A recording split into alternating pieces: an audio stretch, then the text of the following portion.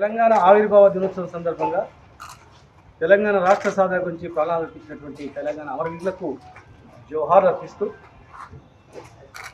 అమరుల త్యాగాల ఫలితంగా ఏర్పడినటువంటి తెలంగాణ వాళ్ళ ఆశయాలకు అనుగుణంగా ఇంత అభివృద్ధి చెందాలని చెప్పని ఆధారం కోరుకుంటూ ఈరోజు మనం సందర్శించినది ఒకటి సూపర్ స్పెషాలిటీ హాస్పిటల్, రెండవది tourism plaza, hotel come convention centres. ఈ రాష్ట్రంలో మొట్టమొదటి మెడికల్ కాలేజీ మహబూబ్నగర్ తీసుకొచ్చాం. మొట్టమొదటి మెడికల్ కళాశాలను ఒక సంవత్సరం లోపల నిర్మించుకున్నాం. హాస్పిటల్కు తగ్గటువంటి పాత హాస్పిటల్ను, దాదాపు 1000 బెడెడ్ హాస్పిటల్ను పక్కల మదర్ అండ్ చైల్డ్ యూనిట్, తర్వాత ఎక్స్ట్రా గదులన్నీ నిర్మించుకొని పాత హాస్పిటల్ను అత్యాధునికంగా చేసుకుంటూ అక్కడనే డయాగ్నోస్టిక్ సెంటర్ కూడా పెట్టుకొని దానికి కూడా సపరేట్ బిల్డింగ్ పెట్టుకొని అన్ని హంగులతో మెడికల్ కళాశాలకు అనుసంధానంగా హాస్పిటల్ డెవలప్ చేసుకున్నాం. పాత హాస్పిటల్లోనే కొద్ది రోజులు మెడికల్ కాలేజ్ కూడా నడుపుకున్నాం. కొత్త కాలేజీ కట్టుకున్న తర్వాత కాలేజీ హాస్పిటల్ రెండు ఉన్నాయి.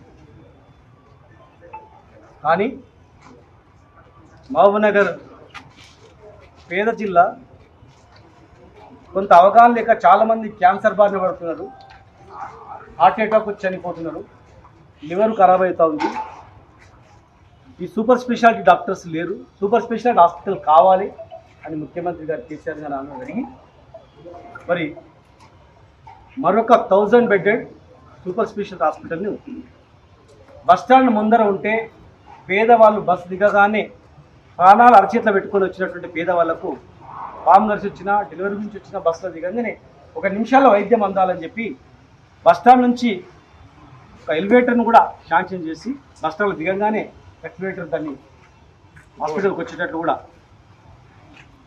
శాంక్షన్ చేసుకొని ఈ 1000 పడకల హాస్పిటల్ 1000 కోట్లతో సూపర్ స్పెషాలిటీ హాస్పిటల్ని శాంక్షన్ చేయించుకోవడం జరిగింది. మరి దీన్ని అతి వేగంగా కాంట్రాక్టర్లపై ఒత్తిడి తీసుకొచ్చి మరి టోటల్గా అన్ని స్లాబ్లు వేసి ప్లాస్టింగ్ చేస్తూ కలర్స్ అవన్నీ కూడా శాంక్షన్ చేసి మరి డిసెంబర్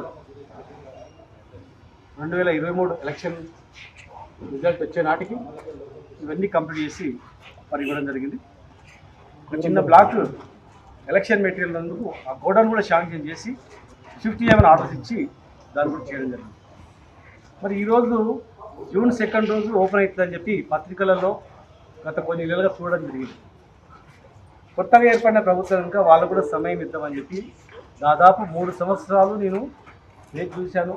3 సంవత్సరాల నుంచి కూడా నేను ఈరోజు కూడా దీని గురించి మాట్లాడలేదు. కాకపోతే అక్కడక్కడ వార్తలలో ఈ హాస్పిటల్ 2 ఓపెనింగ్ అని అన్నారు. నేను అధికారులను అడిగిన, మరి హాస్పిటల్ ఎక్విప్మెంట్ దాదాపు 500 కోట్లతో లోపల ఎక్విప్మెంట్స్ అన్ని కూడా టెండర్ పిలిచారని, పిలవలేదని.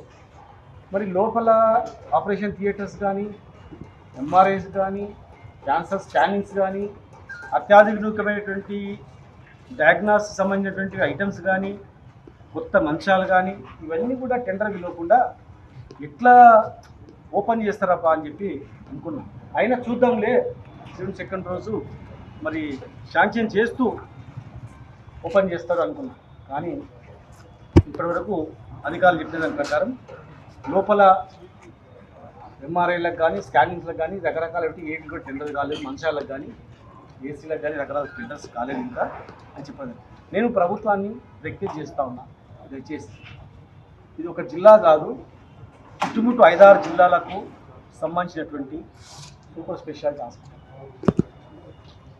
క్యాన్సర్ హాస్పిటల్ అనుకోండి, రోజుకొకరు క్యాన్సర్ బాగా చనిపోతూ ఉంది, రోజుకొకరు హార్ట్ అటాక్ చనిపోతూ ఉంది, లివర్ ఖరాబ్ అయి చనిపోతూ ఉంది. ముఖ్యంగా క్యాన్సర్ హాస్పిటల్ చాలా అవసరం సూపర్ స్పెషాలిటీ కనుక దయచేసి నేను విజ్ఞప్తి చేస్తూ ఉన్నా, వెంటనే